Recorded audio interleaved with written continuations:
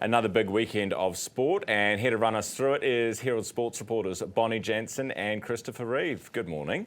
Good, Ryan. What do we want to do first? Do we want to look at the ABs? I guess we should. Yeah, why not? Yeah. Go on, dive in. Yeah, well, I mean, look, it was never going to be like a, well, it wasn't our strongest side. It wasn't their strongest side. So did we get the outcome of the match we deserved? I think it was a good test, better than a lot of people might have expected.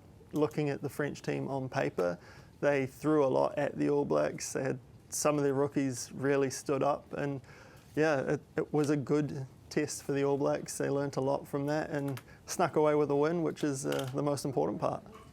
Well, certainly it is. You don't want to miss out on that record, do you? No, I think that the nerves that come with the first test of the year, that pressure that comes with that definitely showed, and they weren't as polished as we have seen the All Blacks under Reive. But as Reive kind of says, a win's a win, and we'll take it and we'll move on from there. All right, and we're moving. Scott Robertson changes for the second test, do we think? I think so. There were a couple of guys who came away with some injuries from that one. So Sever Reece was knocked out in the first tackle of the game. He won't play this weekend. Scott Barrett's nursing an Achilles injury, which may rule him out. We'll see how he pulls up. And there are a few other niggles in the squad as well. A couple of guys needed stitches, a couple of bruises probably. So there will definitely be a couple of changes in the squad. Whether or not those are just more sort of positional, tactical changes as well, we'll have to wait and see.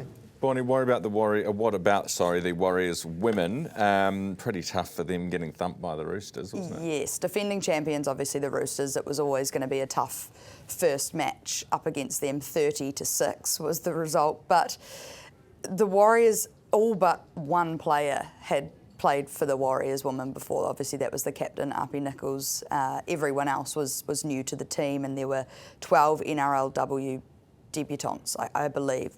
So very, very inexperienced side, and they showed a lot of promise. A lot of the tries that they conceded came from unforced errors, so showing a lot of promise in terms of tidying up those kind of mishandling errors, and they'll improve each week. They'll be back at home this weekend playing ahead of the men's side, so hopefully a good crowd come out. More bad luck for poor old Liam Lawson. You've got to feel for the guy. He's up and down and up and down and down again. Chris? Yeah, tough one this week, coming off a career best result and into a race where there was a lot of opportunity to get another good result. Wet tracks, a good track for passing as well. If he had stayed on track after the first lap, things might have been quite good for us. Like we saw Nico Hulkenberg started in 19th and finished 3rd. So he's still doing incredibly well to be there, but I watched F1 with Brad Pitt at the weekend, so I know a thing or two about what I'm talking about.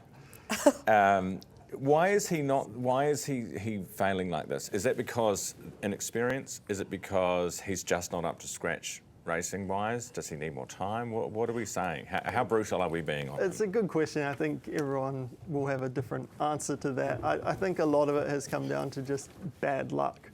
Today was another example. Yes, I know. You can roll your eyes. That's not just at the that. Kiwi journo's bad luck. No. No. Well, I don't think he's up to it. I think we just have to settle. Here we go. We just have to settle that he's going to be finishing in kind of the late teens. And yes, he had that great finish a week or so ago in the top 10, but that was a one-off. And it feels like every week we're making excuses for him, whether it's car failures, whether it's safety cars, things like that. And Bonnie's I don't been know. waiting for months to rip the Yeah, I don't know. Well, Mr. Nice Guy over here.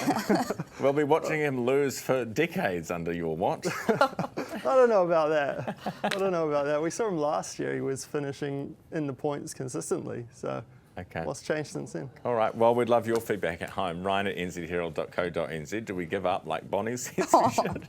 Let us know. That is Bonnie Jansen and Chris Reive, Herald Sports Report.